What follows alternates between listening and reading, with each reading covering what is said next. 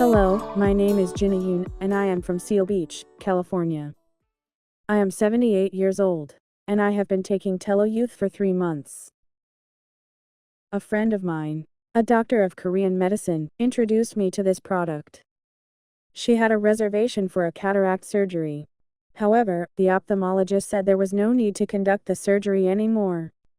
I was fully convinced after hearing that because I also have cataracts.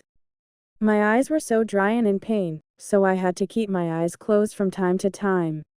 That was just the most inconvenient thing for me in my daily life. So I did a Megadose. 2 scoops of TeloYouth powder 3 times a day.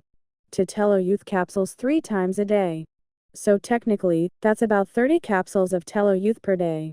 12 to 15 capsules of TeloMega, divided 3 times a day.